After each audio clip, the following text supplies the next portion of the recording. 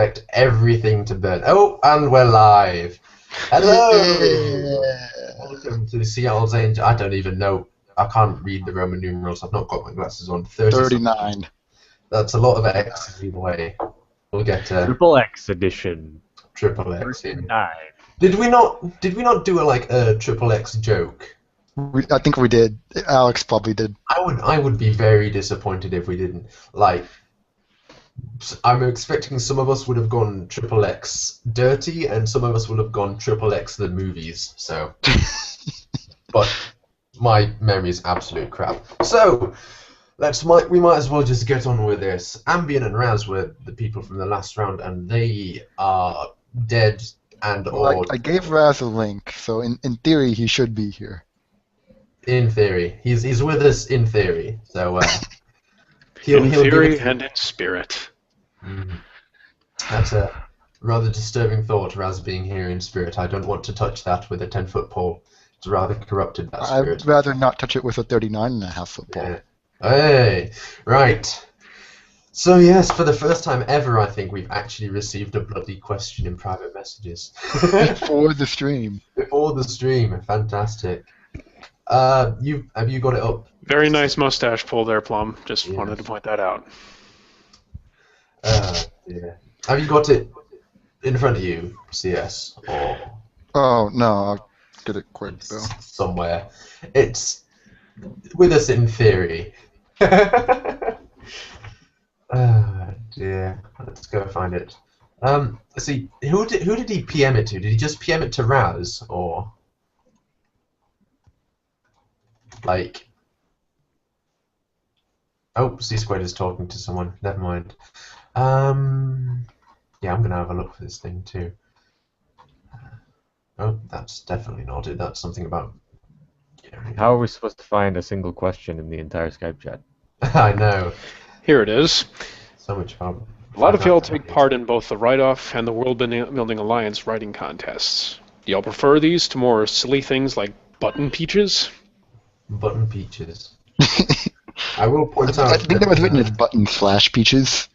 Probably. So, Probably. But regardless, the point he's trying to make, I think, is a write-off sort of event better than something like OBS setting off everyone with, button ash. Button mash, hash. Is this from the point of view of a writer taking part in these, or from someone who's read these? why don't we do both? Right, because I'm definitely not the former. Neither am I. Yeah. Well, So- go ahead and take us away with the second option there, Plum. As an admin for the World Building Alliance, I think I would prefer the way the World Building Alliance does it. I got a VIP. I have that same bias. How mysterious. But no, I do like. From the point of view of a reader, the only real difference between the more spontaneous things of Obs' creation, like Button, Blank, Ash, and the Peach stories, is that they tend to be very spontaneous, very. There's a very short turnaround between conception and like the finished thing.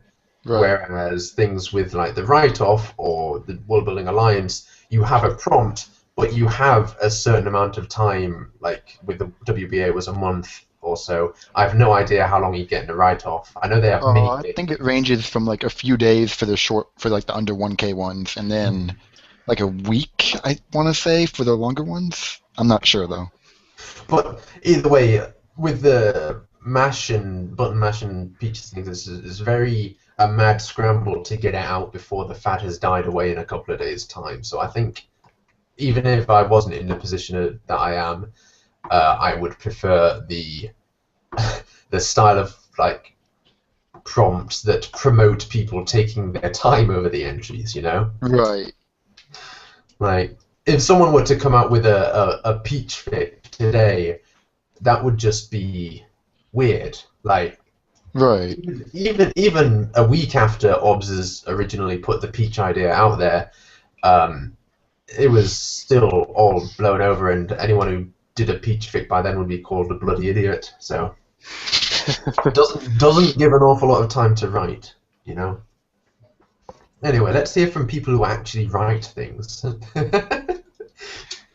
As an avid consumer and producer of horse words, my opinion kind of leans towards the former. I'm just a big fan, not of being told what to do, but being given like clear guide. Well, being told what to do. Yeah. Uh, uh, because it's hard for me personally to just sit down and then burp up a story based off of a random concept. I managed that fairly well with the whole the most dangerous game contest. I'm not. Mm. Was that considered structured? I don't know. I would consider that relatively structured. Yeah, Yeah. that had longer writing time and an actual judging period. So Yes, yeah. I have been late and or nearly late for almost every single structured write-off I've been in, but I do prefer that kind of format, if only because it makes me feel more like a writer and less like somebody just barfing up something because I'm told to. Hmm. Interesting. I've never really considered it from that point of view. So it's a more fulfilling thing to write it when it's got more guidelines, is it? Or Yeah, it makes it feel more like a challenge. I mean, sure, there's right. the other option is a lot more free form, and there's something to be said for just spontaneous creativity. But as far as it being, if we're actually saying what format do we prefer for an actual write-off, then yeah, I prefer structure definitely. Mm.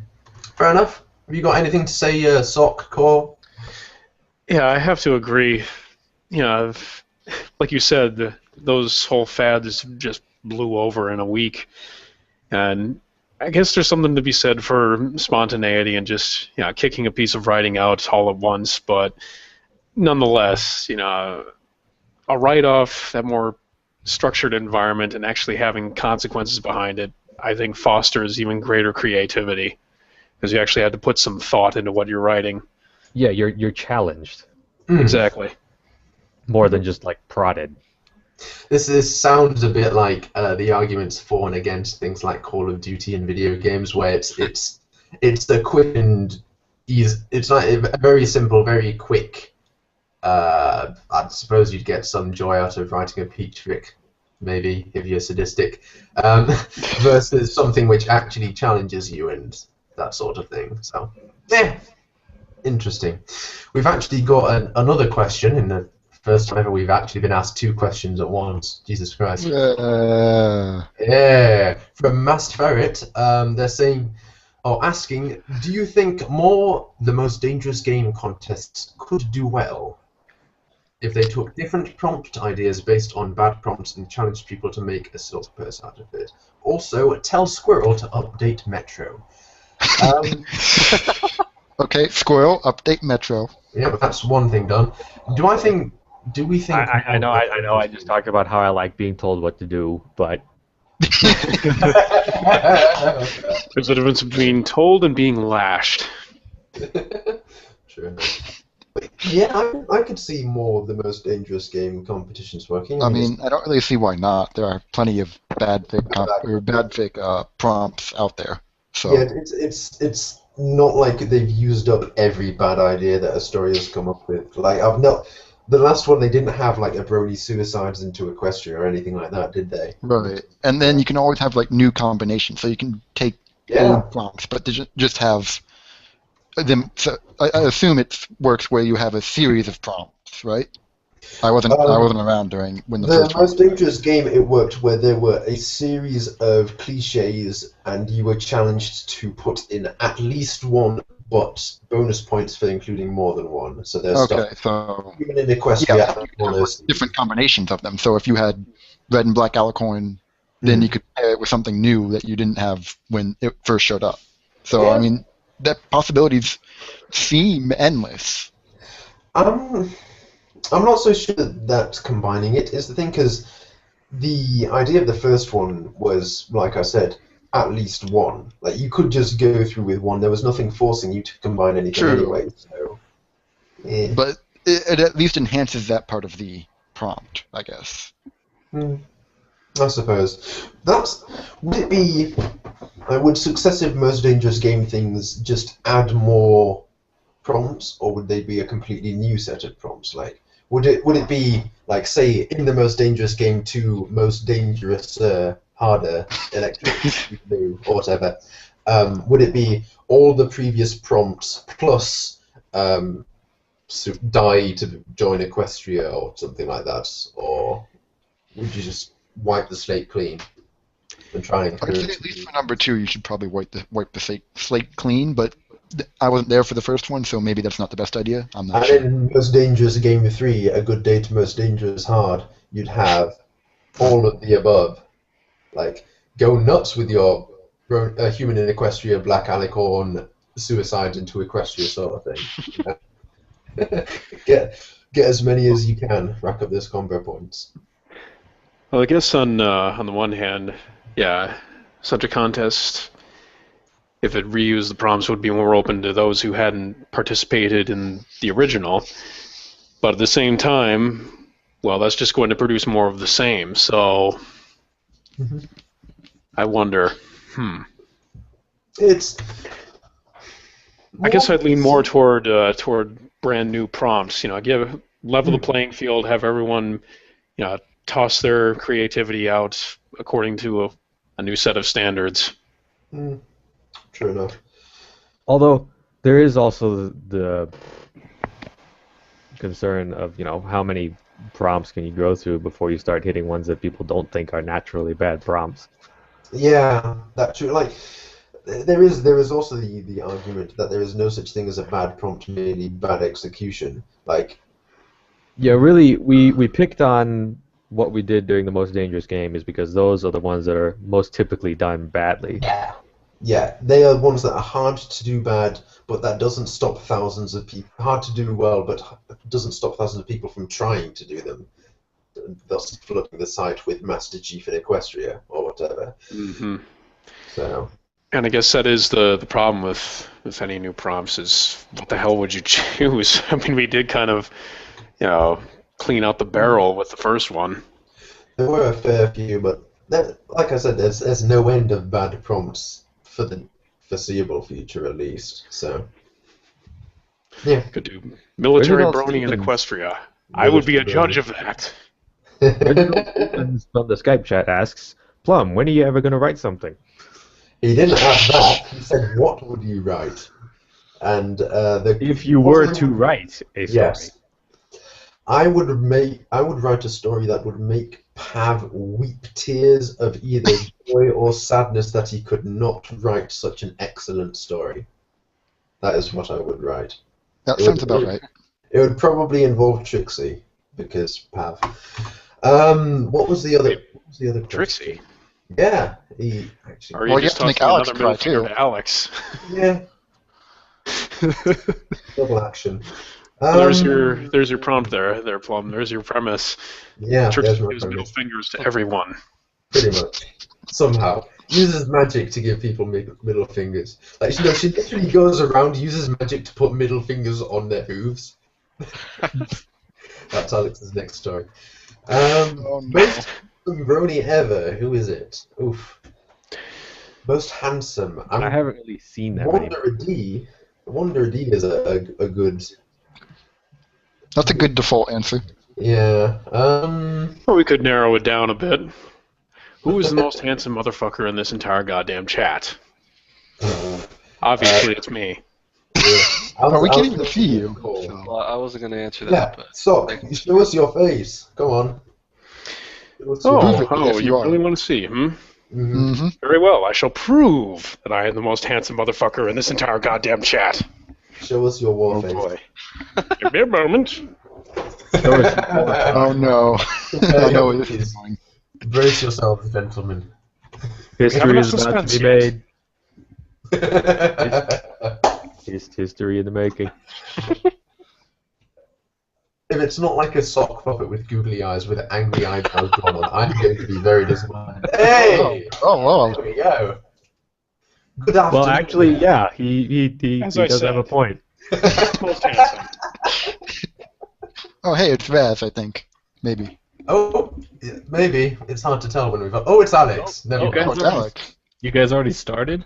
Yeah. Yeah, half an hour ago. And Wait, you oh, just missed my face. Yeah. I forgot. I forgot. It starts at You just missed stop. You say that like we need you to start these. Like, we just... I forgot. No, I forgot that it starts at 9, not 9:30.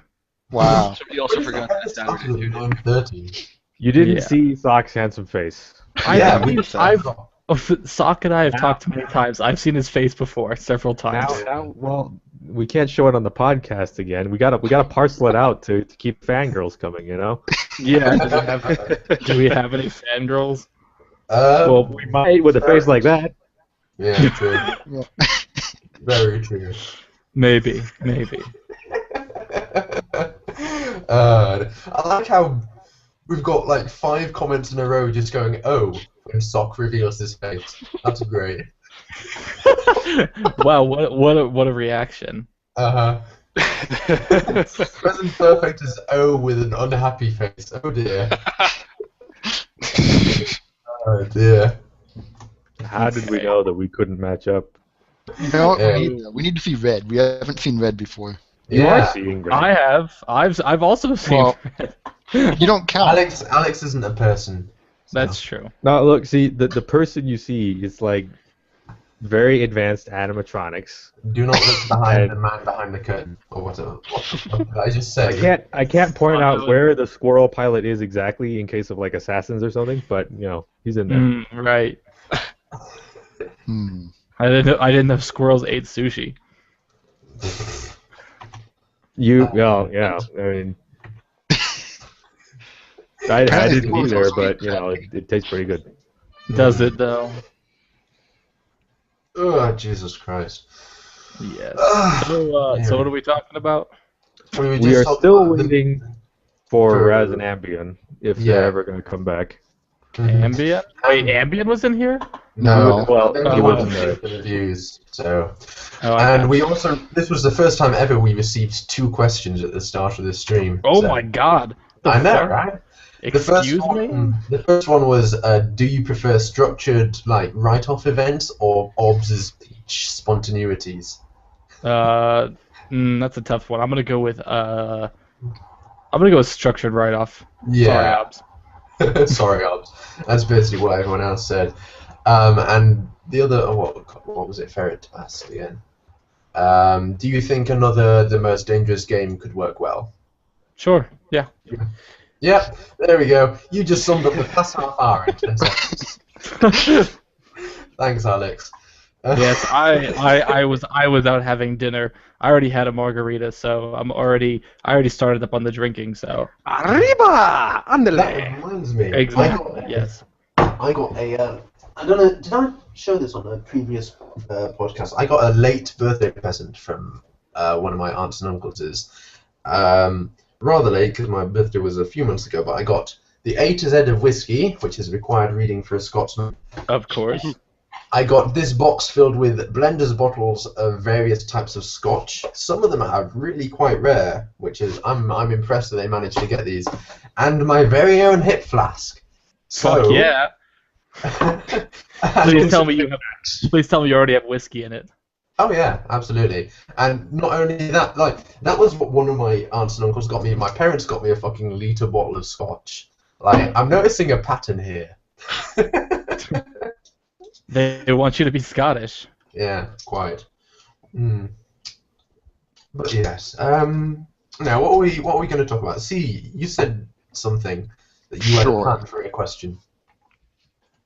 It's kind of weird, but there was a discussion I was having regarding being a fan of a particular character, and one guy put a lot of emphasis on devotion to this character. Basically, his whole thing was that he didn't feel any camaraderie towards fans who weren't fond of this character's initial showing. He said they were lesser fans. This So is I guess related. this is obviously a pony character, but Mhm. so what are your thoughts on that kind of level of devotion, for lack of or to use his words?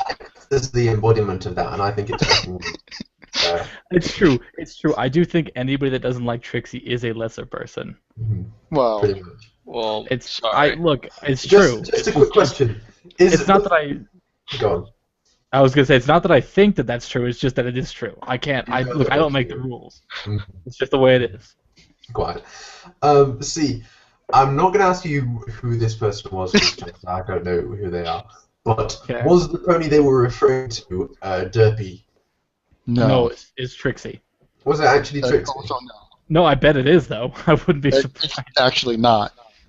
Which pony was it then? Sunset Shimmer. Well, No, it was Flash Are you- Century. it took It you turns out. 13 guesses to get that. Oh, I thought it was gonna be like Flash Century, which would have been hilarious. Imagine that. Imagine a Flash Century fan. Ha! This is the part where we all throw back our heads and laugh.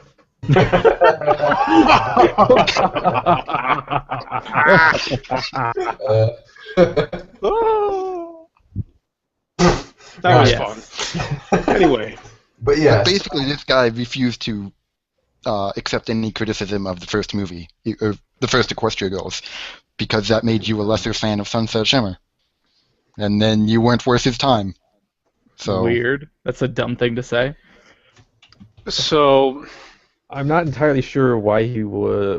What kind of fan was he before Equestria Girls came out?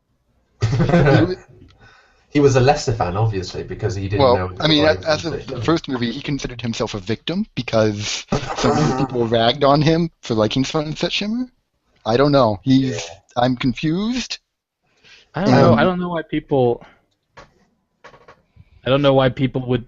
I mean, Sunset Shimmer is fine. I can understand people not being fans, but like, I don't know. So it's a weird thing to be like, I dislike Sunset Shimmer because what did she ever do to be dislikable? Apart from being like a Except for the demon. first. Well, Being apart fucking from being awesome. like poorly characterized in the first movie. So. Okay, well, fine. I thought she was awesome because she reminded me of Trixie.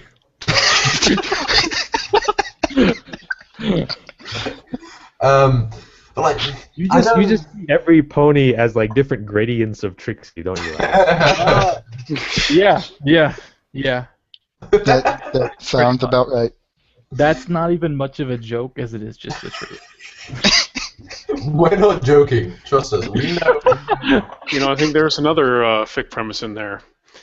Everyone in Equestria is varying degrees of Trixie. Like a sliding scale of This Trixie. involves Trixie going around and rating everyone according to her own scale.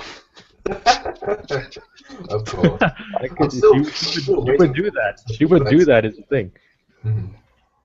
Still waiting for the suplexia.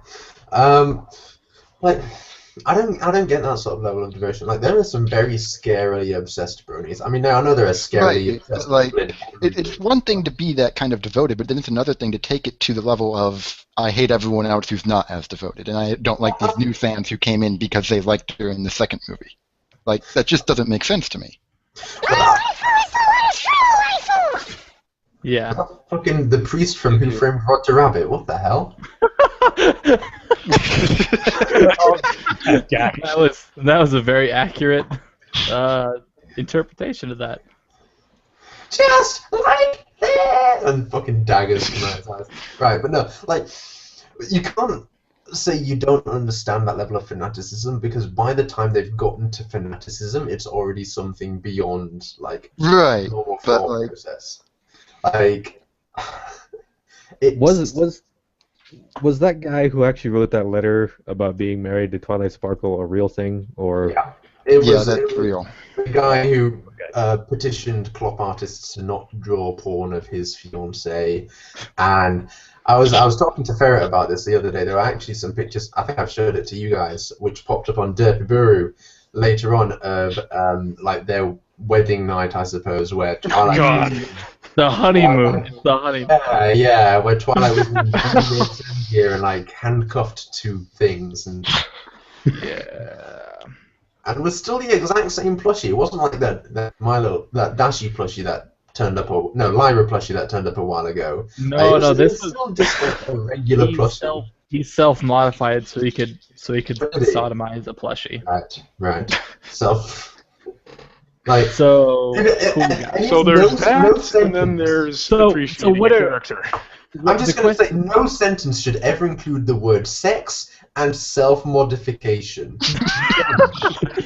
All right, There is no combination of those. I will grant you that, but I have to ask, when are we getting him on the podcast?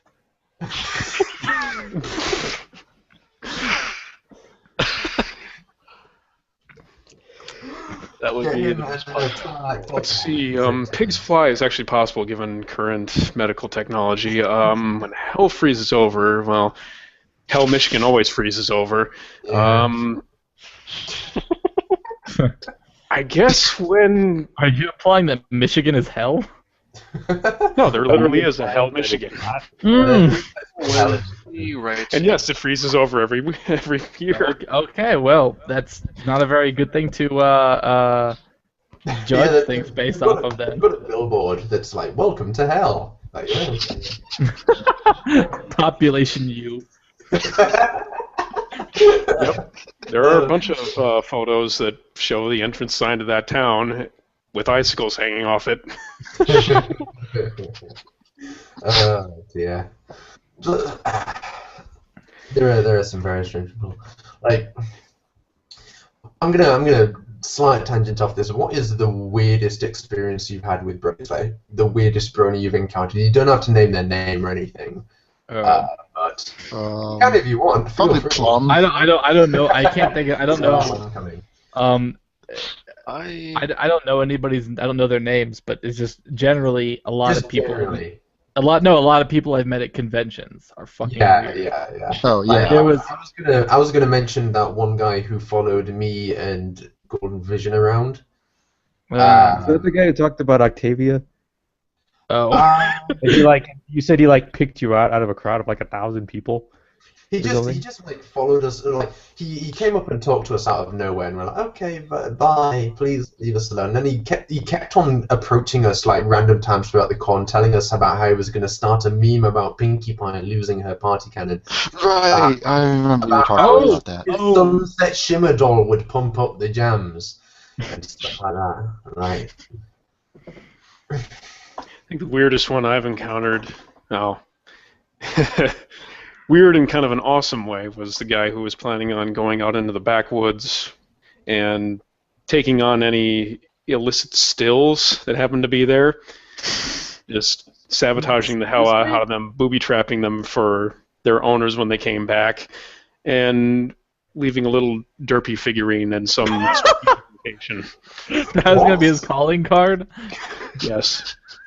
What? I've not heard of this. What's this? Like some dude was sabotaging bootleg liquor and you leaving dirt. I was planning to, yes. Yeah, illicit stills or any meth labs out in the woods or anything like that. Any illegal facilities. Wait. There's gonna He be would hunt them down, sabotage them, and place a little figurine. He was planning on going to meth labs. There's Yes. gonna be an epilogue episode of Breaking Bad where they just go to a meth lab and Walter White. missing, and there's just ponies everywhere. Yeah, Walter White finds a derpy. What the fuck is this? Saul's a brony. You're goddamn right he is. I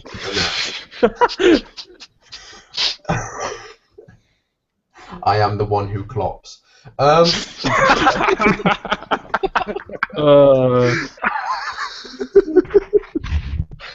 Sorry. My mind is in strange places right now. You're damn lucky I didn't have a drink in my mouth there, Plum. I would say I didn't really have an encounter per se, but there was this. I don't really get out much, so the weirdest. Are you down? What? Shush. I thought squirrels were outside all the time. I don't leave my tree much, but Just Eagles Treehouse Underground. Yes, carry on. it was just several chapters into my unfinished story. Which you finished, since you can't name it unfinished. The finished story unfinished. Mm-hmm. I just got this private message about a guy who really, really liked Spike. And Is this That guy? swashbuckler? Swashbuckler. No, it was. No, I love swashbucklers, but he did have an unnatural obsession with Spike. Like, I think his name used to be Rinsler or something on Filmfic. No. Wait, like the villain in Tron? Yes, like the villain. Okay. And it's probably still in my inbox. Let me just see real quick if I can find it. oh Yes. god. Yes. Yes. I figured I had better give this story a look to see what was so good about it. I was enjoying the story up until this line. Quote, the sight of all her friends congregated under the tree, unquote. Oh, The further yeah. I read What? without any mention of her closest friend, the harder I scowled until it became simply impossible to enjoy. Oh my god. I remember you telling us this. Yeah. Yeah. It appears Yeah. Spike was additionally excluded from the Vision spell. I'll be frank, I cannot stand fan fiction in which none of the main six are Spike's friends, or even worse, Twilight, the most important person in his life, doesn't consider him a friend worth spending time with unless he's working. It Oh my takes God, the ponies I that's love as prejudiced elitists. Yeah, like there is a small group of people like swashbucklers and a handful of other people who are unhealthily obsessed with Spike. Like, a few days ago, I just was scrolling through my feed and I saw the FIC recommendation thread for Sianos Annuals has a comment from swashbucklers. I'm like, right, what is going to be Spike? Pretty much, yeah, guaranteed already, and yeah, it was, but. Yep. I don't get it. Like, there's these people who are obsessed with like representing Spike, and there's also like the Protect Celestia group who are obsessed with throwing Who doesn't down like- Tyrant Lestia. Wait, Tyrant Lestia is fun though. It's not protecting Celestia, Alex. Fuck that. That's lame. Who cares about Yeah. protecting her? She doesn't need protecting. She's a princess. Yeah, she doesn't need protection. She's also a fictional character. She's a pretty pony princess. hmm She's also a fictional character, and she's also like fanon works do not affect canon characters in the slightest, and anyone who sort of forgets that needs to sort of reevaluate what they're reading. But yeah, You mean the show's writers don't actually read my fanfics? what What the hell have I been doing this for? Someone I don't should know. create an account, like someone make an account in the name of one of the show's writers and just go around and comment on things. This gives me an idea. Yeah. That'd be funny. We've lost C. Oh well. Oh, Leave him.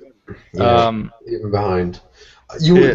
The fact that you mentioned you got a weird PM reminded me that one user on site with a couple hundred followers.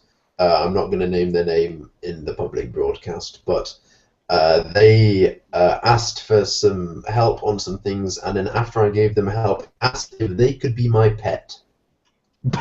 what? What? Yeah, Like literally a pet?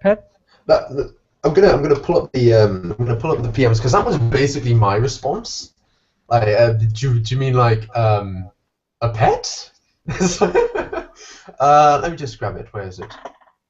Huh. Oh, God, it's actually a while back, so there've been a bunch of PMs since then.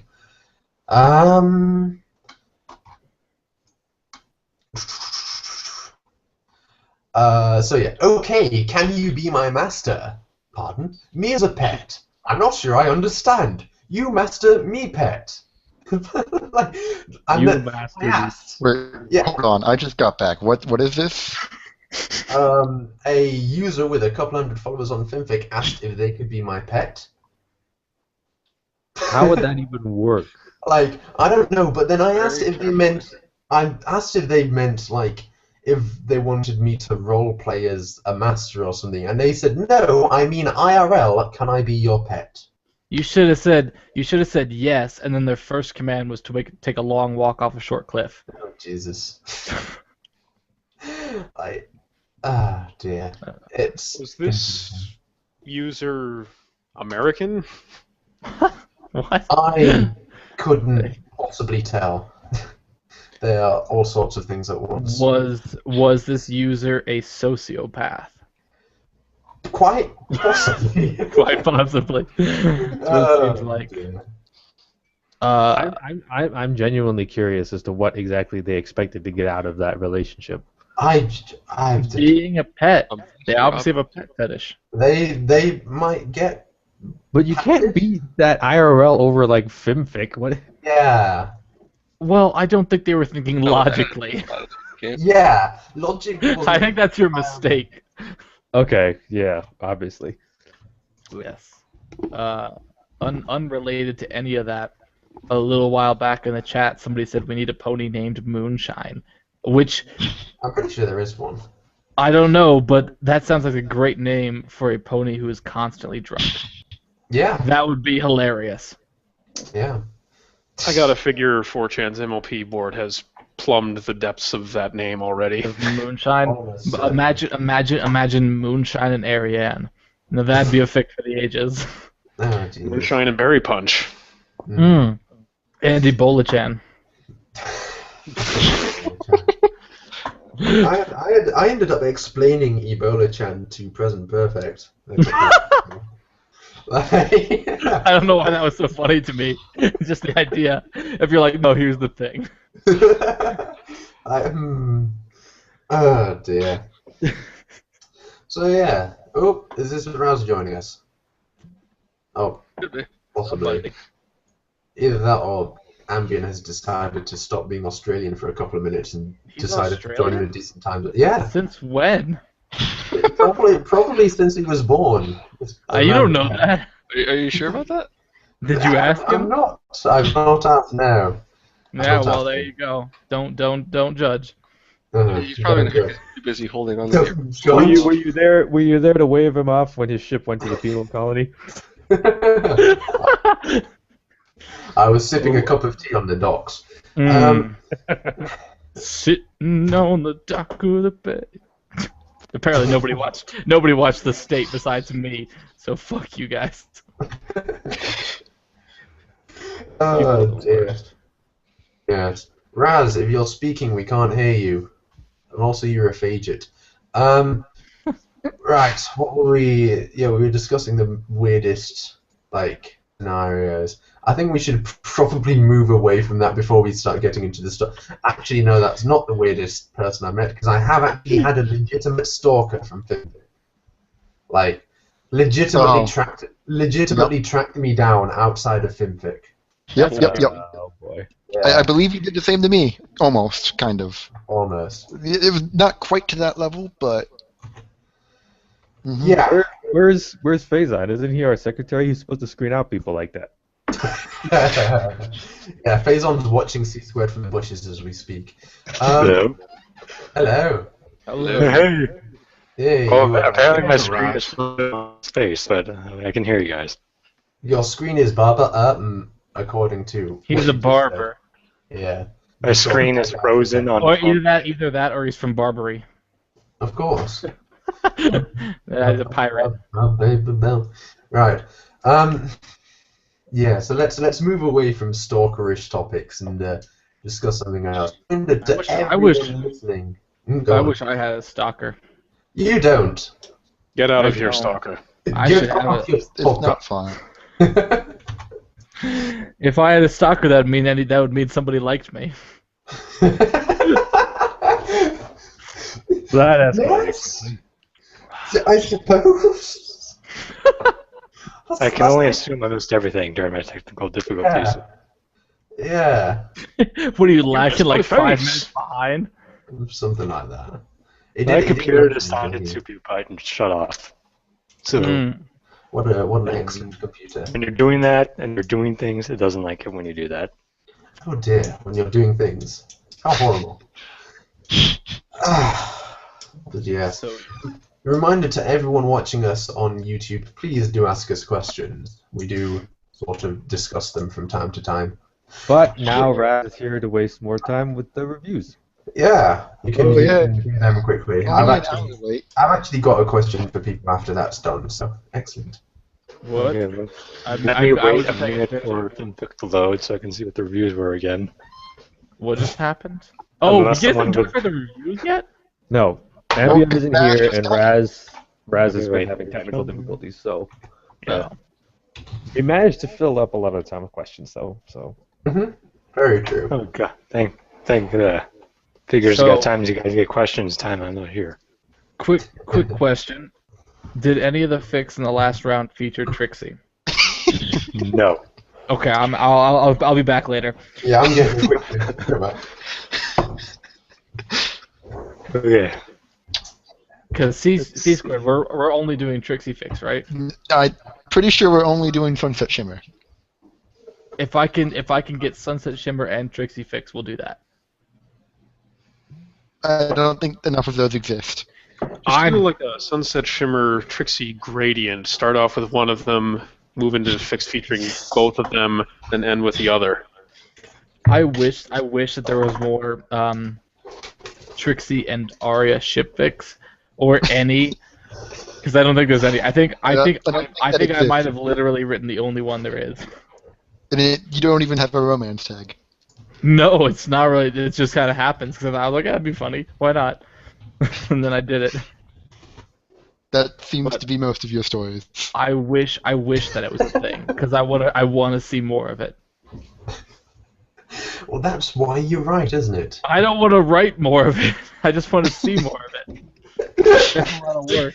And that's why I don't write. I want Wouldn't it be worth it to write it so then you can see it? I don't read the things that I write. That should be pretty apparent if you've ever read anything I write. You can talk. Okay. First story was A Day in the Life of Truth Seeker, Ponyville's resident conspiracy theorist. You John guys Perry. featured that? Yeah. You guys. I've actually read. No, I actually read that fic. Wait, how did you not know? Did you not read the post? Like, You think I read the post? Usually, God damn it, Alex. No. Okay. Sweet. Anyways, sweet squared, I don't read them. this story is a day in the life of a pony, and it's pretty much, as the title says, it's just that. And it's nothing more than a presentation of this one character, Truth Seeker, who is just incredible. Super. Yeah, he's pretty funny. He makes for a good conspiracy theorist in that he is good at in that the points that he brings up are inane and convoluted. Yeah. And the arguments he gets into are equally entertaining because of this. Interesting story about this story. Way back when John Perry first wrote it, he sent me I think it was on Skype maybe. He was asking me, he's like, because a long time ago, like a year ago, I wrote a blog post. A blog post. Yes, it was I was in a swamp at the time, and you were being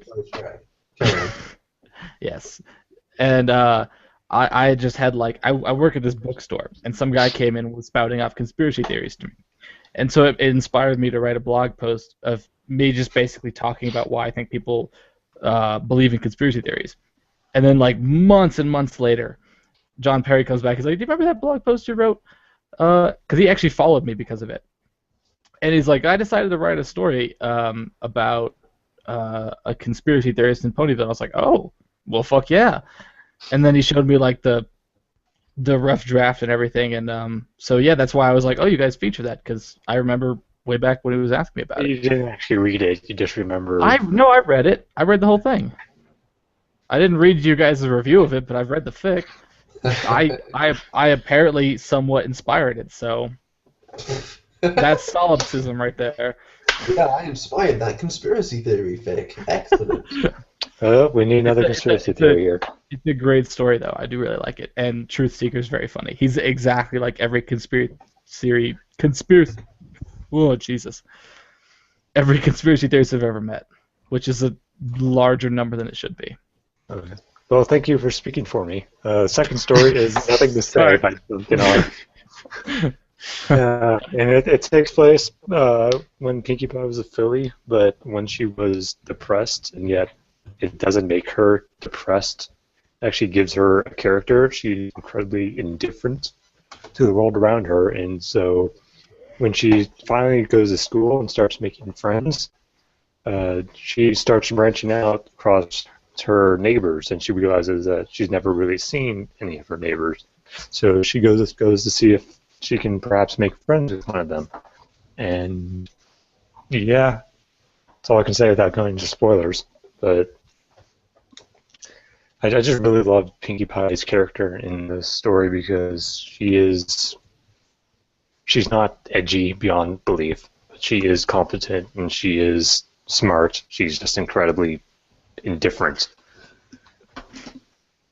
And it's by Duncan R., so that should be a reason enough to read it. Oh yeah, that guy. He's pretty good from the few things that I've seen of his. And I'm not just saying that. I actually do know Duncan R. But yes. No, I think you are just saying that. Okay. Whatever. Did we ever review this? Probably not. Biased. I think we reviewed a different story. I think you guys reviewed Biased and Incomplete at some point. Maybe. Yeah, I know we've. I actually featured following him. I started following him for that story. Oh yeah. Yeah. Huh. Oh God, there's the first. It was Flight of the Magpie. Flight of the Magpie was the other thing that he wrote that I know we featured because that was on a round I was a part of. I just clicked on that story, and the latest comment I see is from Swashbuck List 4 weeks ago. Oh, right, and Bittersweet Music was another one. Oh. That was one I did with BP. Huh. Kylo featured a lot of his stories. Yeah, we kind of keep going. We keep going back to the same couple of people because apparently everybody else sucks. You hear that? You hear that, people? That's not entirely untrue. If you're listening to this and we haven't featured you, it's because you suck. Probably true. Well, actually, I haven't heard of this next guy who. Aragon? Who is it? Aragon? He has like 800 followers or something though. Huh. I haven't really heard of him, but he wrote Neither did I. He wrote Primal Fear, which is a story, a picture book of sorts. It's got pictures in it, Alex, so you should be compelled to read it. Oh, it's a picture book. Do I have to read words though? Yes, it has words with it. Then I'm not. Why bother? Can I just because look? It's a hauntingly great look at Rainbow Dash's character. Well, even though it doesn't really do much. You had me at hauntingly great look at, and then lost me at Rainbow's character. Oh, I'm sorry, I didn't say Trixie. You should be. Yeah, you really should be though. Yeah, I am. But Rainbow Dash goes into the forest, the Everfree Forest, to prove she's not afraid of monsters. It's a monster. Huh. And I remember we've actually featured a couple Rainbow Dash fics that are about her going into the forest to brave some danger. There was one a while back. It was called Height, I think. That was about Rainbow Dash and Fluttershy that we featured. That was similar-ish to that. Yeah, and I remember this really one's just incredibly straightforward. She purposely goes into the forest to prove she isn't afraid of monsters, and she meets a monster and particularly gets afraid of it. Well, but it's quite good, so you should read it. Yeah, I actually did read that one when you guys were discussing it prior to the actual round, because me and BP had just done the Halloween round, and that would have been a fantastic candidate for that. It's a very unorthodox little fic. Now, again, there are pictures involved, hand sketched by the author, and it's also kind of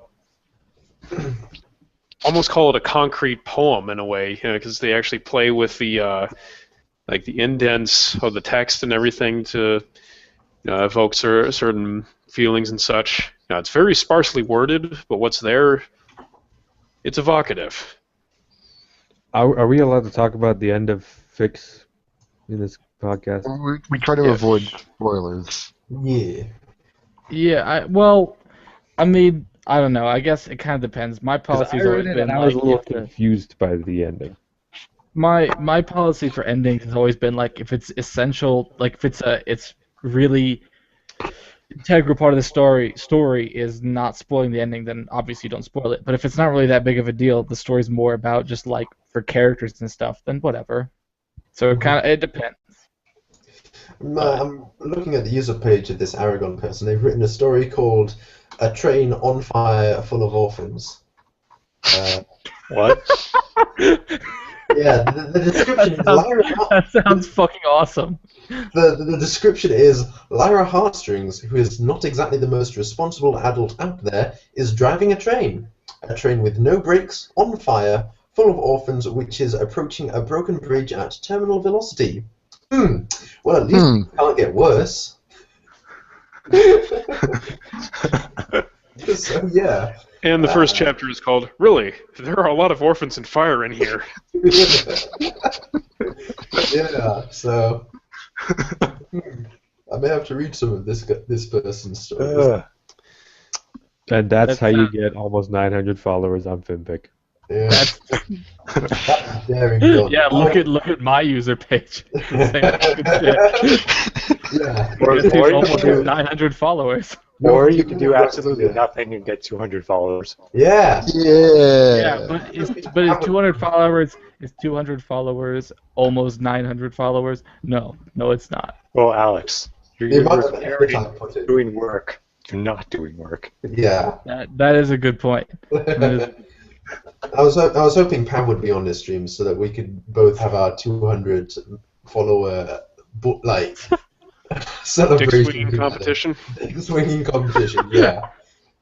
Actually, I got 200 followers, then someone unfollowed me because they felt bad for making Pam sad. And then I got 2 more, so it was okay. Feelings, man. Feelings. How do I into emotions? Oh dear. Yeah. Is there another story to go, Ross? Yes, Rain by Couch Crusader, which was apparently his first. I don't know who that guy is. Who is this guy? I think he's something about sofas and the Crusades. Oh, okay. I think he's crocheting a desk. I don't know. But anyways, Eclectic mix of interests. yes, potatoes.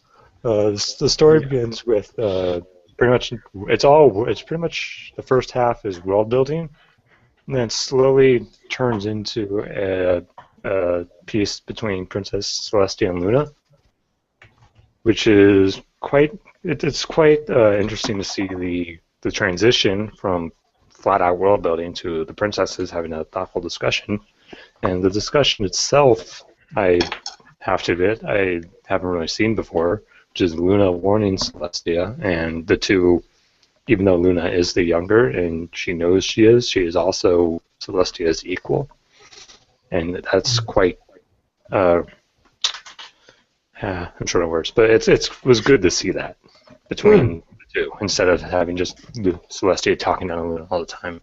Yeah, like often in stories, the sisters tend to be portrayed as equal, but it's always like Celestia is slightly more equal than Luna is, you know? Or rather, the other way around. Well, that's how magic works, you know? Communism, and has to go between the government and trickle down pony fiction. All ponies are equal, but some are more equal than others. Specifically the ones they're with the horn. equaler. Mm-hmm. I want. Oh my God! Imagine a fic called The Equalizer, and it's just like it's a villain, right? Who goes around making everybody equal. That would be terrible. Well, they already look pretty much the same already. And then Alex would be called out for not being a crossover with the movie The Equalizer. There was a movie called The Equalizer. Yeah, like You're thinking of? Are you not thinking of Equilibrium? No, it was released like a month or two ago in theaters. Perhaps a little bit more. Huh. Well, I remember Equilibrium. That's a decent movie. Christian Bale and Yes. Sean Bean, not Sean Yes. Ben. And Sean Bean dies in the first like 20 minutes, obviously. Who'd have thunk it? Right. It's actually a pretty good movie though. It was like The Matrix before there was The Matrix. It was after the Matrix, but whatever. Oh, It was like 2009. Matrix It was The Matrix. Oh yeah. Well, Yeah. It was like a full decade after the Matrix. It was The Matrix after The Matrix. If there's any part of that movie that you'll remember, it's the puppy scene. What? In Equilibrium. Equilibrium. Yeah. Yeah. That was like the worst thing ever. Yeah. I kind of don't want to know, but oh well.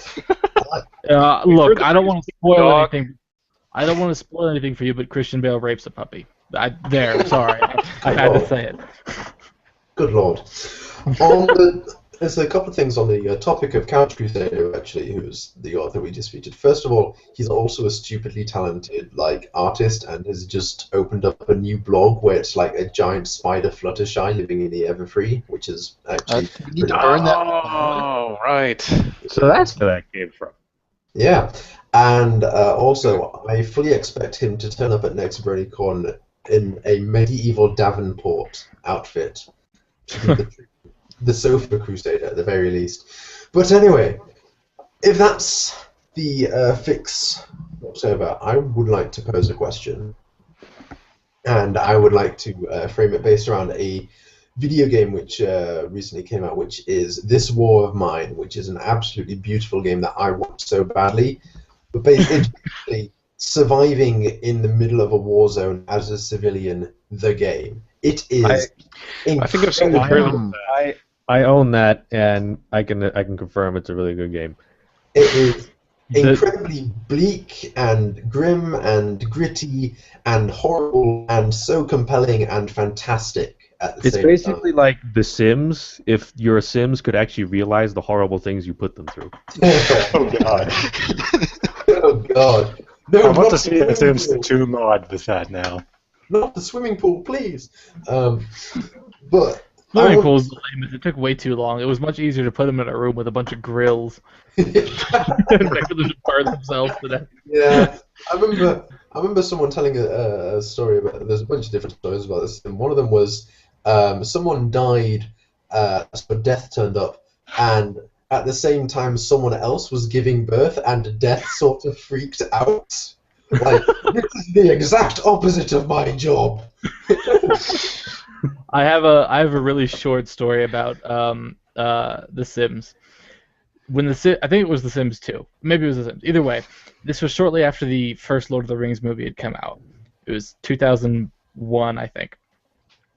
And I was in Canada visiting a bunch of my relatives.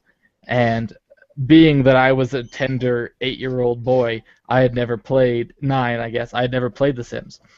And my cousin was like, "Oh, you gotta check this game out." And she showed me The Sims, and it blew my mind.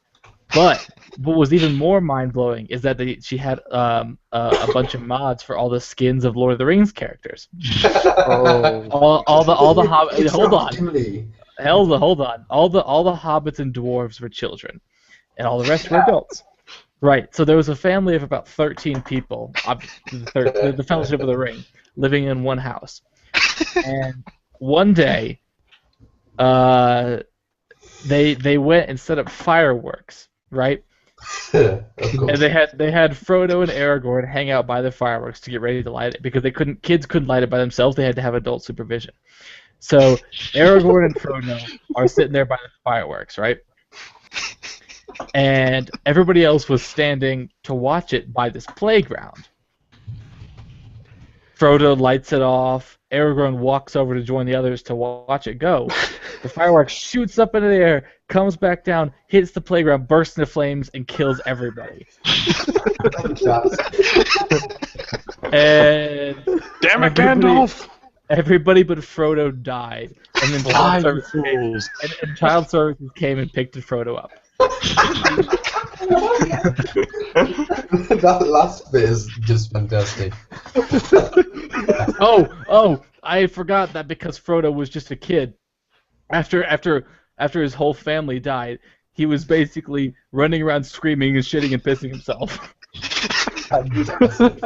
until child services showed up, walked back slowly to the back of the house, picked him up, and then just walked back. You know what you have to do now, Alex. You have to And- purchase a copy of The Sims, get those mods, and recreate this and video it.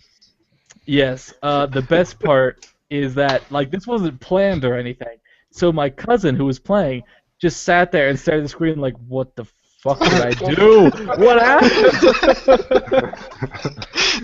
This actually fits in with the point I was making, because the thing about This War of Mine is it shows the horrors of war. Just like Alex's story with the firework and Frodo. And child services. And child services. Gimli is there, he died. Um, yeah. I want to know if anyone has found a story which truly expresses the horror of war. Because the big thing about this War of Mine is, while other like games, most notably Spec Ops: The Line, have sort of done sort of anti-war sentiments, they've often been fairly ham-fisted. Like in this War of Mine, you don't need to say war is bad because it's kind of pretty self-evident from the fact that you're living in a bombed-out house trying to scavenge for food. And it's just, I'm wondering if there are any stories which have had a similar sort of thing where it's got conflict in it and it's genuinely. The only game I can think of would be Valiant Hearts. Oh, I'm not. Valiant Hearts is a good game, but I'm talking about, Are we talking like Pony Fix. Yeah. Oh, Pony Fix. Oh, wow. I was going to suggest are we like, actually All Quiet on the expecting Western that level? Front, but You were going to suggest what? Right? All Quiet on the Western Front. Yeah, that famous Pony Fix. I actually have an on the idea. equestrian front. Oh god. I actually have an idea for a story that kind of deals with that, but yeah, I'm not going to say anything because spoilers. People will steal your idea. Yes. Queen of Queens. Well, I kind of have did no that. such misgivings. Queen of Queens? Yeah, when she took out God, I hate that that fix one so city, the one changeling city when she wrecked them. That that sense of loss. I suppose. What fic is this? Queen of Queen Queens. or Giorgio. It was one from of the Outside Inside. Insight. And Alex's Outside Insight's competition EQD ran, and Alex is the only person on Earth who doesn't like it, which is fantastic. I don't like it. I haven't read it yet, so. What, Queen of Queens? Yeah. I that fix is really it's annoying to me. I was bored reading it. I don't know why I'm talking about it. Doesn't matter. Well, I know the story, but I'm not. Let me try to find Well, I can. Well, depending. What didn't you like about it, first of all, Alex? Everything. Don't get him started. Don't get him started. Let's just forget Queen of Queens was mentioned and go back to. Kind of sidling back on the topic. I think I would disagree with you on that, in that it kind of showed any of the emotion of war necessarily. I mean, the whole fic is rather short. It kind of glosses over things, and the experience of war is kind of something you have to deal with over a long period. This is about Queen of Queens. Say again? Is this about, you're talking about Queen of Queens, are you? Or... Yes. Right, okay, yeah. Yeah, it wrapped that whole part up a bit. Did it in short form, I guess, is the way to put it? Like, it did it quickly. Like, the whole thing about the horrors of war is that it becomes life. That becomes your life where you're scavenging in ruins. Your life becomes a bombed out I guess what I was going for then was more of the aftermath angle. Yeah. Where, like, the war is over and then people have to deal with it. Yeah. Because I remember the conflict was pretty quick. There was Equestria Total War. Well, that story's been dead. Greg, please don't bring up these memories because tears will start flowing. What about the Immortal It Game? wasn't that great. No, I'm not about that. I'm saying that'll never be continued. Oh, What? well, It's dead. Wait, what? Why? Equestria Total War. Equestria Total War, which I was very disappointed to see was not a crossover between ponies and the actual Total War game. I wish. That would have been great. It would have been incredible, but it was basically it's this really long. Well, it's only 150,000 words, but it was super long back then. Back in ye old pony times. And it came out like shortly after the first season had ended, it's basically just a really long fic about Equestria going to war with griffins, and they're allied with lions for some reason. Okay. And it has like muskets and cannons and all that, but it also talks about the war drags on into winter and people start starving to death, and it talks about all the grim reality of trying to supply armies and you can't, and people just die in horrible ways because it's war. For its time, it was a really good pony war fic. And it was just getting to the good spots when it stopped updating. Speaking of Pony Warfix, Sock, did you ever read Colden Gardez's fic for the Outside Insight contest? Yes, I did. What did you think of it? That is one. I suppose I should have thought of that earlier, because that is a pretty good example. It helps that he actually was drawing from an actual real-world occurrence, with the plot of that whole fic. Yeah, and he glosses over kind of the unimportant aspects of it. Like we don't see these guys getting up every single morning and polishing their weapons and all that stuff. But right, because the question that he poses with the final scenario that occurs, yes. Spoilers, guys are in a fort and have to choose between their own lives and the lives of some civilians outside the walls. Is a very...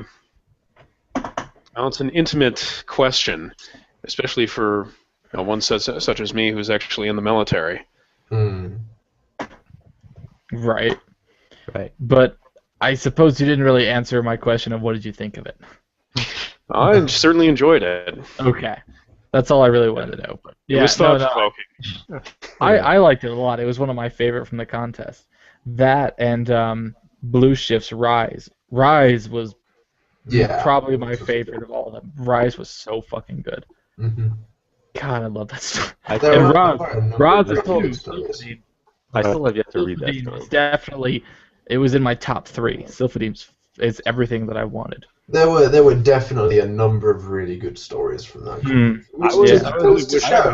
To bring it back around, that goes to show the more structured writing competitions are often the they produce a higher quality product. Yeah.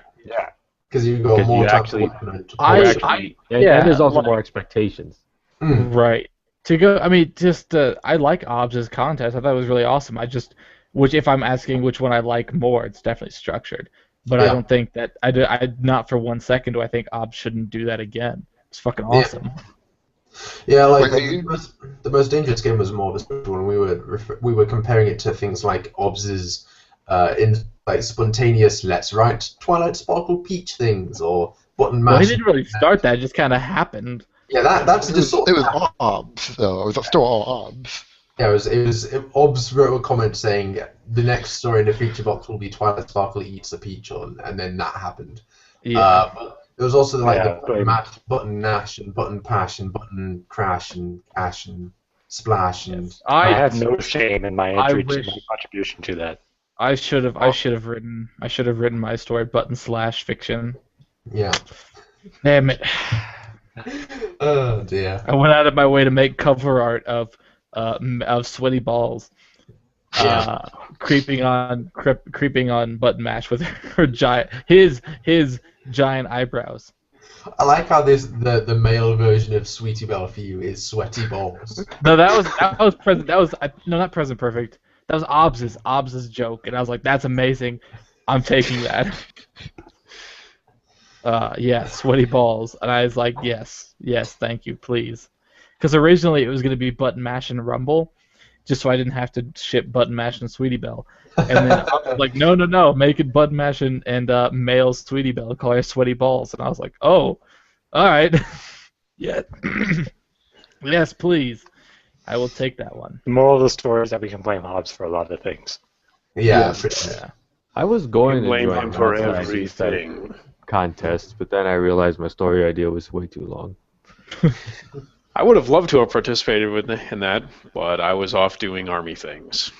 Apparently, Quid was wanting to do a second one sometime this month or next month. Oh, is he? There's going to be a Most Dangerous Game 2 over December, yeah. Wonder what... Fuck yes! Yeah, which is why with new props, hopefully. Yeah, the WBA competition's going to start up in January again, because... Hell yes, I loved those. Yeah, like we announced a little while ago that we were going to start them up again, but immediately after that, there were all sorts of write-off things and. Speaking of which. So yeah. Oh dear. But yes, it shall return next January. Oh, fantastic. So what were you speaking of which? World Building Alliance. Oh, the new write-off was just posted as we started the stream, in fact. Oh, was it? Oh, it was? What's the Yes. the results or the prompt? Just a new event. Oh. Prompt submissions are now open and all that. Right. 2,000 to 8,000 words. Oh, we are approaching the end of the stream, but while I remember, someone did actually ask us a question in the YouTube comments of all places. Yes, Dophius Dosso asks, Yes, what Dosso. would the best You plot have those? structure be for a fic featuring a debate? What would the best plot structure be for a debate? Give both characters something to defend that contradict each other. Right, no straw man. Yeah. That's what a debate is. Yeah. You would be surprised how many times I have seen where that is not the case. That is, you know what? I'll give you that. That is true, and depressingly true, in fact. Like plot structure though, like a story has to feature a debate. There has to be an actual story. Like, Right. Okay. Well, we're talking Ponyfix, right? Obviously. Yeah. Yeah. Right. I would say a good debate you could have would be about whether or not having a monarchy, diarchy, whatever, is the right thing to do as opposed to having a democracy. They're not asking for ideas for debates. They're asking for how to fit a debate into a story or how to build a story around it. What was that? What was that one fic? Oh, 12. Yeah. What was that Well, one? no, I fic mean that was- that would be like that would be the centerpiece of a fic about Equestria changing its legal system. Yeah, just like watch that movie and then write a story.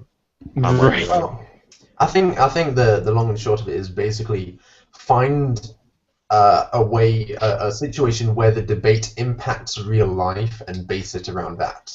Yeah, what was that Or one lack of fic that ideas. was featured in the You could RCL also- not too long ago? Moonlight Poliver? Mm. That Oh was God, amazing. I love Moonlight Poliver. Another outside inside story. Yes.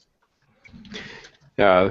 Yeah. Again, I haven't read it, but from what I understand, it's basically a whole bunch of people getting together at a table and trying to figure out what the hell they're going to do now that an eternal night is apparently Not fallen. just a bunch of people, a bunch of foreign power, a bunch of foreign leaders. Exactly. Yeah. They don't really debate. They just kind of talk a lot. Yeah. They're And sort of it's just wonderful. they're arguing over top of each other. They don't really debate though, Yeah. Okay. because Well- a debate implies a point counterpoint, and it was really just like, oh, my point's better. Well, It was just kind of arguing. Well, I guess if that's we're kind of what we've been discussing is a literal way of doing it, like actually having some characters sit down and spout, act as mouthpieces for the various views. But I guess I'm thinking of trying to think of anyway any examples of a story where the characters are motivated by different issues, but don't necessarily discuss them, and nonetheless clash. Yeah, that's the thing. Like, do you want to have a scene where two people have a physical discussion, like they sit on opposite sides of a table and try and convince each other of their arguments, or do you just want a story which presents the debate, which has a group representing one sort of side of the argument and a group representing the other, and while they may clash, they don't sort of clash at a debating table. They don't have like a heated argument or whatever. I would think they would have to at least have some argument, because like I'm imagining a Few Good Men scenario. That's like what I was kind of thinking of. Yeah, like especially near the end when Tom Cruise just starts like going right in on him, and then like a lot of yelling back and forth. That's kind of what I was imagining. Right. Yeah, I mean, just because it's talking doesn't mean it can't have rising action and a climax and all that. Mm-hmm. Right. True, but I'm not sure. Like, does it need to have a physical talk about the two sides of an issue, or maybe more than two sides? Who knows? Well, I guess harkening back to the whole thread on war and such. Mm-hmm. War is a debate. If you figure you have two sides willing to die for something that they believe in, what better debate could you have? And through that lens, you can certainly examine all sorts of different aspects of the problem. Very true. Well, I'm just thinking about the question itself, and Taking it at face value, though. Yeah, we're coming up with specific ideas. What would be the best plot structure to ask that kind of question, you kind of already have, you probably already have some sort of idea of what the debate is about. Mm. So what I would do then is take those elements that the debate is about and build your world around them before you actually start writing the story, because you won't be going elsewhere. And also try to, keep to the typical structure of any plot. The beginning, the exposition where they lay out both sides and what they're going to be talking about, the rising action where things slowly get more and more heated, and then the climax when you get to the linchpin issue, the thing that everybody can't agree on, and then they just explode at each other, and then they find resolution after that. And as an addendum to that, of course, you have to keep the reader engaged somehow. Hey, actually, I have to treat this issue with the gravity that it deserves within the story. Because let's face it, just having two people sit down and talk about it isn't going to matter much unless it matters to them, and thus matters to the reader. I do think that probably the best thing is just have conflict based around this in your story. Like, it doesn't have to be world-ending conflict. It doesn't have to be like mortal life or death situation with nunchucks or whatever. But some sort of the main plot point has to be related to the debate. Otherwise, it's just sort of off to one side and a distraction. Yeah, and you don't need heavy subject matter to make it entertaining. I mean. Equestrian cops. It's funny. They could be like. Is it a race crime? Well, it could be like, some pony doesn't think that sofas and quills should be sold together at Davenport Sofa and Quill Store, and they're like, "What the hell are you doing? You're not properly." And that sort of launches How into. How dare you tell me how to run my business? Yeah. How to make my livelihood? Damn, unicorns hang you, something like that. I don't know, but yeah. So that was the most terrible Southern accent I've ever heard, Plum. And I've heard these terrible Southern accents from actual Southerners. I'm not even an American, so expecting me to do a Southern American accent is a bit of a stretch. But yeah, so there's an awful lot that you can do with various debating points. Raz says you need to sort of focus the world around whatever it is you're trying to debate. I'm assuming they mean have an actual represent both sides of an argument fairly and not just make the fucking no straw man. I mean, not necessarily points to back up the arguments, but give those points weight. Give whatever is happening to seem real.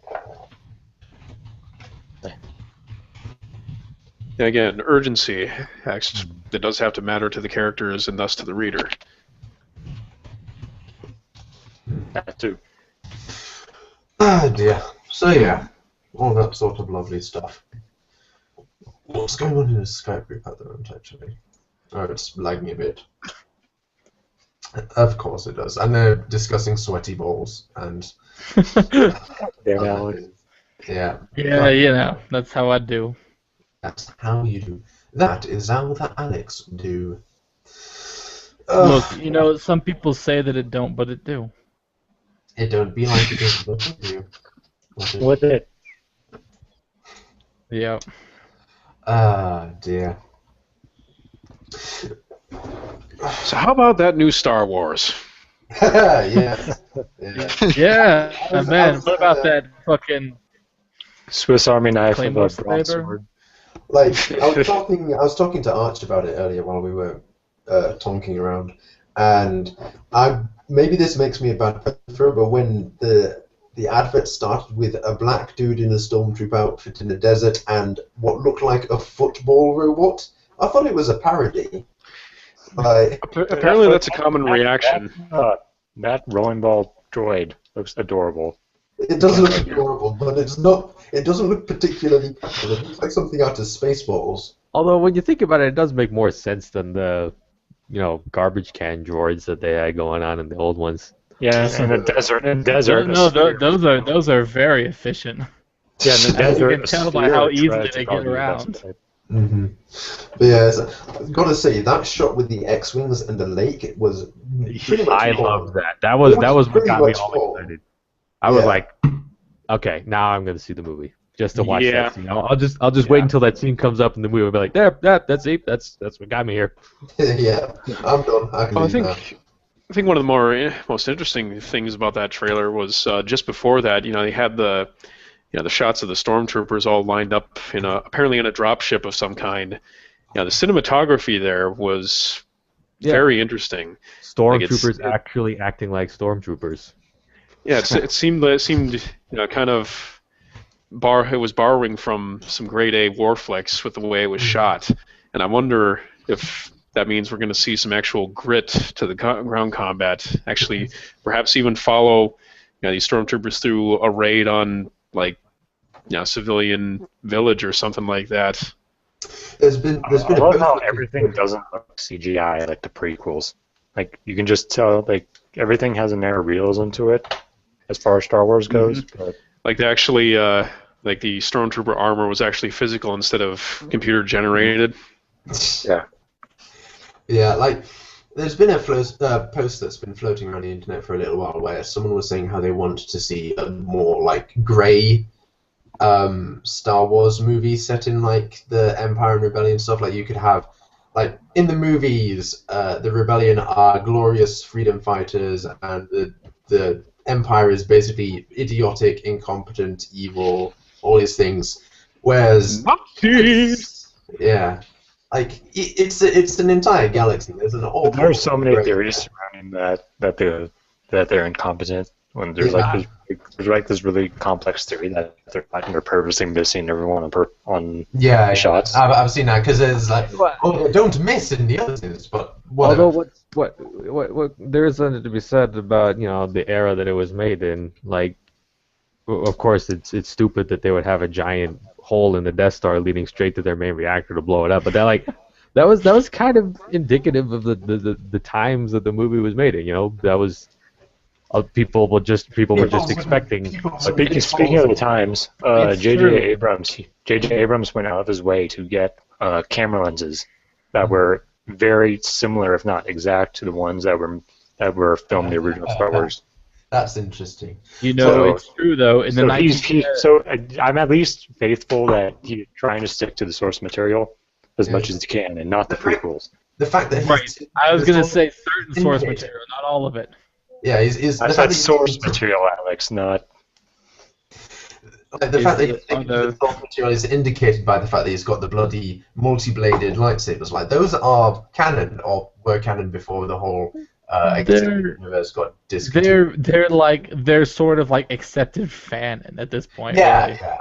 They're the expanded universe. Yeah, back when the expanded universe wasn't declared, JOST or whatever the term is, multi-bladed lightsabers were fairly common, and they were lightsaber whips and all sorts of various. Would a lightsaber whip even work? Lightsaber chucks. How would you even have a laser whip? Does it make any sense? Well, you can bend light. I don't know. But but how would you be able to you couldn't? Alex, it's the future. No, it's the past. It's the future past. Jesus Christ. But yeah, so Star Wars is actually a prequel to life. Yeah. No, it's in a galaxy far, far away, which means it's billions of light years away. It's part of which means if it's 100 million light years away, it happened 100 million light years ago. 100 million light years, son. The nearest galaxy is billions, hundreds of billions of light years away. People are always talking about maybe life came from Earth.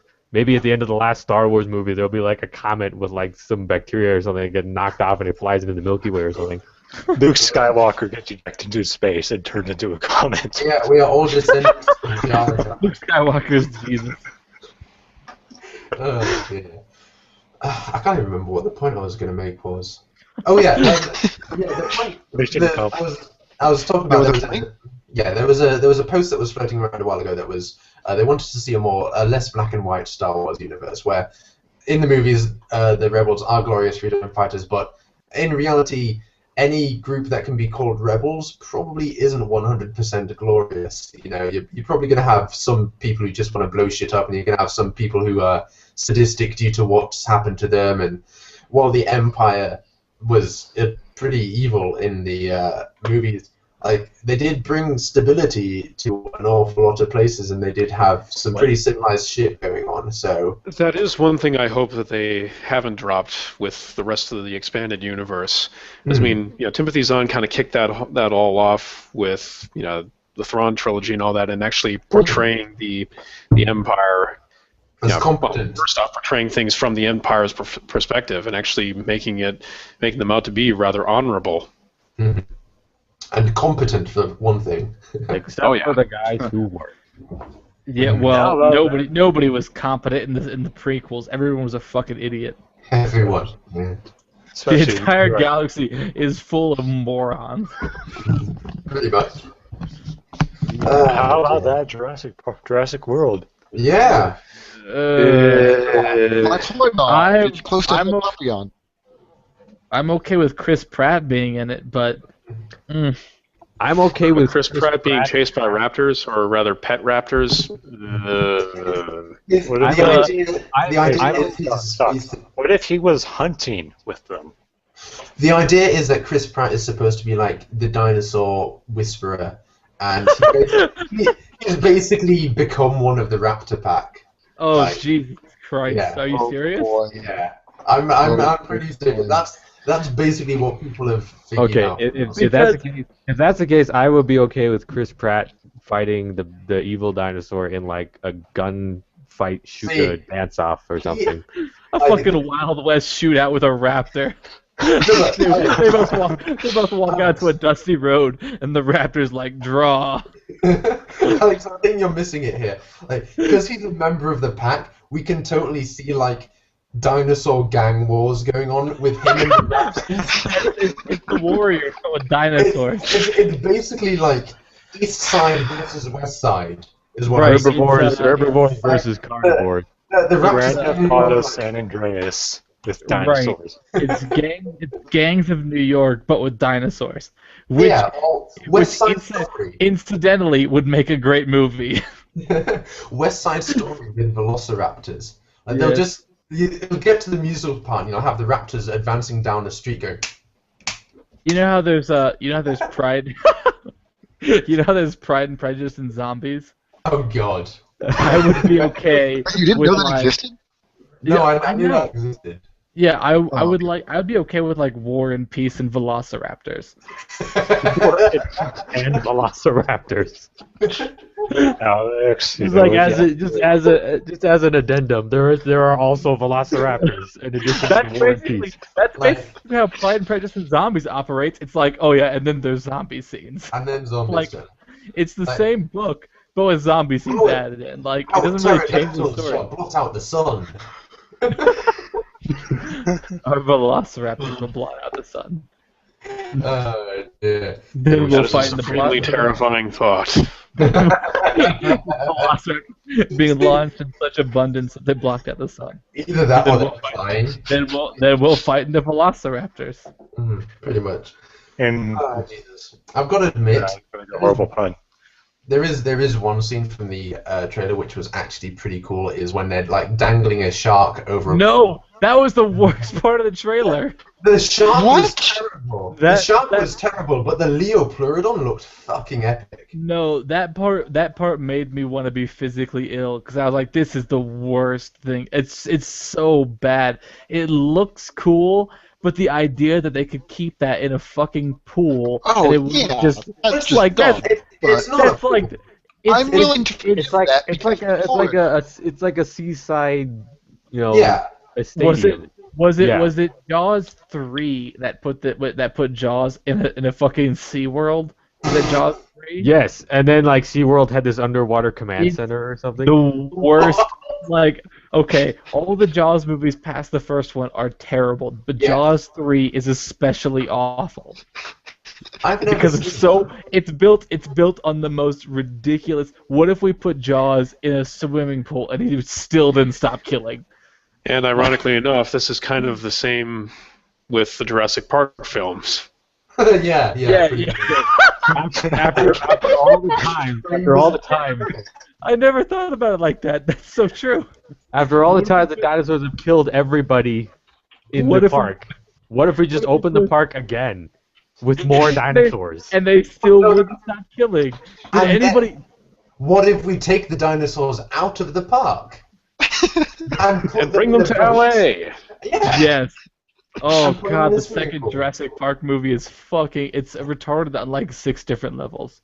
But it's All of entertaining them. nonetheless. But it has Jeff Goldblum, so it's It okay. does. It does. Did any of you guys play Jaws Unleashed, the PS2 game? What? Xbox What? game?